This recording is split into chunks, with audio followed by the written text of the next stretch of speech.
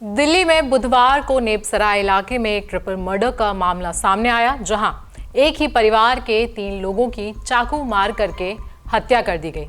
इसमें कातिल ने माता पिता और बेटी की हत्या कर दी थी और बताया जा रहा था कि उनका बेटा सुबह सुबह मॉर्निंग वॉक पर गया था। शुरुआती जांच में पुलिस ने पाया था कि बेटा सुबह मॉर्निंग वॉक पर गया था और इतने में कातिल ने घर में घुसकर बाकी सदस्यों की हत्या कर दी, जिसके बाद पुलिस लगातार इस मामले की जांच में लगी थी और अब इस कहानी में बहुत ही इंटरेस्टिंग ट्विस्ट सामने आया है। पुलिस जांच के बाद पता चला है कि इस पूरी वारदात का आरोपी कोई और नहीं बल्कि मॉर्निंग वॉक पर जाने वाला बेटा है। नमस्कार, आप देख रहे हैं जनसत्ता और मेरा नाम है आयुषी। पुलिस को जब इस मामले की सूचना मिली तो उन्होंने मौके पर पहुंचकर ही तुरंत जांच शुरू की। शुरुआती जांच में पता चला कि घर में कोई तोड़फोड़ या सामान चोरी नहीं हुआ, बल्कि सीसीटीवी फुटेज में भी घर के आसपास आता जाता कोई दिखाई नहीं दिया। इसके अलावा ना तो किसी ने मेन गेट पर लगे ताले के साथ छेड़छाड़ की और ना ही किसी ने ताले को तोड़ने की कोशिश की, जिससे पुलिस का शक बेटी की तरफ जाने लगा। और जब पुलिस ने बेटे यानी कि अर्जुन से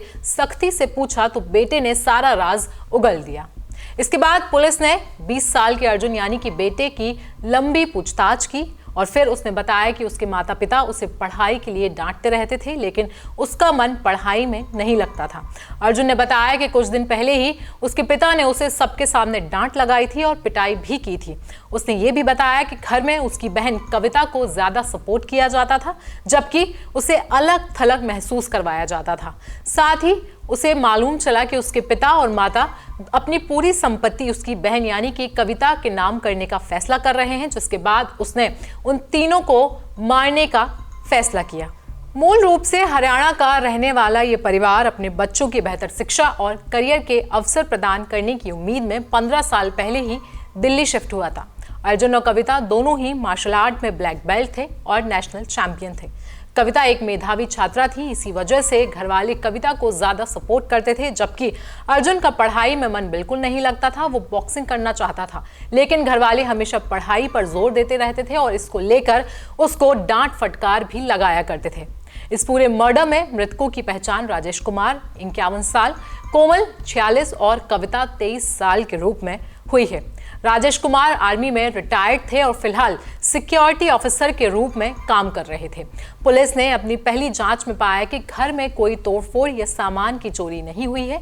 साथ ही जब सीसीटीवी खंगाले गए तो घर में कोई आता जाता नहीं दिखाई दिया। जब आसपास के लोगों से पूछा गया तो उन्होंने भी किसी विवाद से इनकार किया।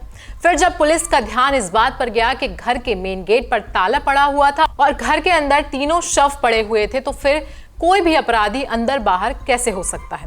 इसके बाद ही पुलिस को मृतक के बेटे अर्जुन पर शक हुआ और इसे हिरासत में लिया गया। उसके बाद जब उससे कड़ाई से पूछा गया तो उसने अपना गुनाह कबूल किया और इस मर्डर की पूरी कहानी विस्तार से बताई। तो दिल्ली में हुए इस मर्डर पर आपकी राय क्या है, हमें कमेंट सेक्शन में जरूर बताएं।